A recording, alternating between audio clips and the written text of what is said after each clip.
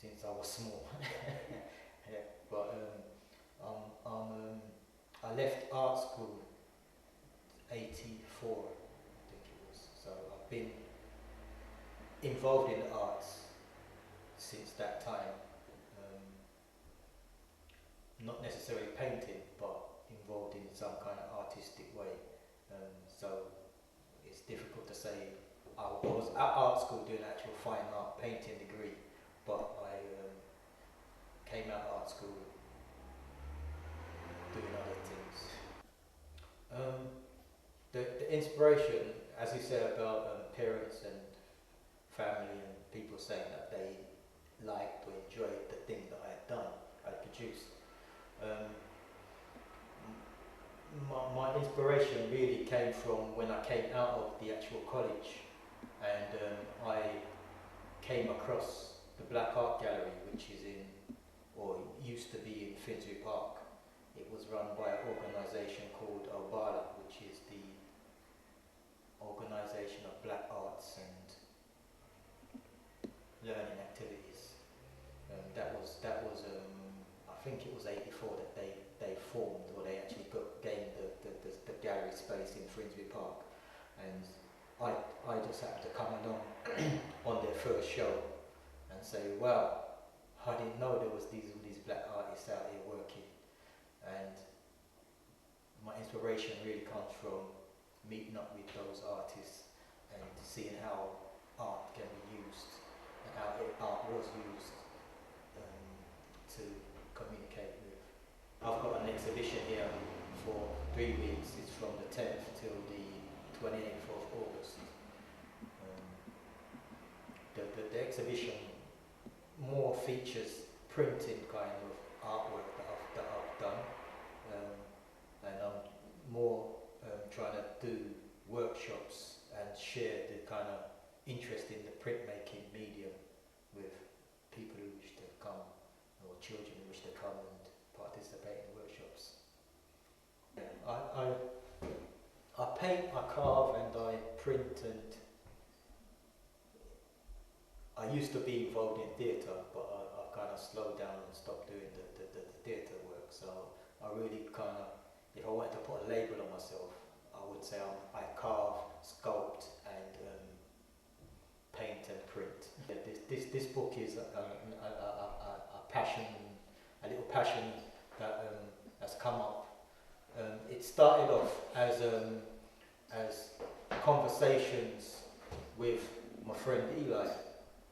Eli's a poet, and he used to read these stories or invent these stories to his two little boys, bedtime stories before they go to sleep.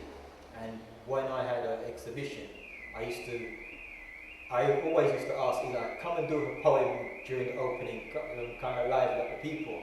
And Eli would do some poetry and thing. And one day he read one of the stories that he had made up for his sons. And we all said, yeah, that would be a nice children's story for a book. And so that's how it kind of developed from that. And so we got together and we produced this book here, Virtue and the Bowl. In this book, it's about Virtue, the little boy, and his father, the relationship with his father, and his father teaching him some of the skills of the forest, but just skills as in learning some things that would help him grow up to be a man. Things like perseverance, things like unity. Yeah? And so in this book I've illustrated the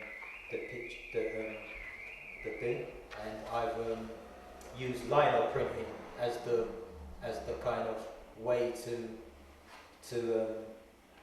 put over the story.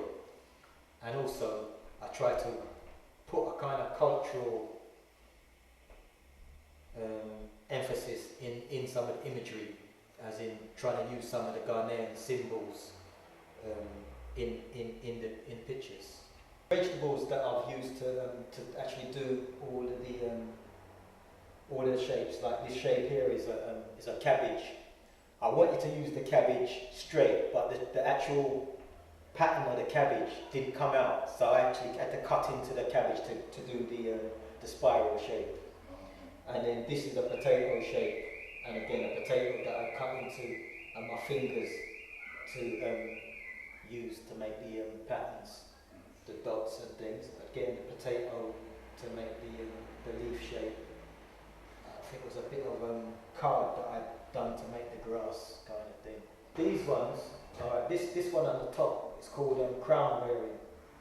It's part of a series of paintings that I had done around hair or natural hair. I wanted to do imagery of brothers and sisters with natural hair. I wanted to rejoice in the natural hair. I want to celebrate people with natural hair. This piece is the piece that I'm featuring on the actual flyer or poster for this exhibition. The title is Adinkra Song. From a trip to Ghana, I kind of latched on to the way that the Adinkra symbols are just everywhere and all around the place. And I see that by having symbolism all around the place, it kind of normalizes some of the actual philosophies behind the symbols. This is the symbol that for me, the Adinkra symbol, that for me, I looked at and I said yes. And from I saw it, I've started to use it. The cards were like one of my first kind of commercial kind of ways of getting into producing artwork on a thing. They're cards based on, some of them are based on carvings that I have done, but they're lino prints on mango leaf paper. So they've got that natural kind of feel. They all got little statements on the back from myself. But I feel that they are ways of spreading thoughts. On my website, I kind of advertise that they're Kwanzaa cards, but really, as you can see, I've got things like this one here. It's just a countryside. It's a nature scene, but in the nature scene, my reason for drawing the bee is that in the scientific world, the bees, according to the bee's weight, and its wingspan and thing, it's not supposed to fly. So, but the bee's got work to do, so he don't bother about science.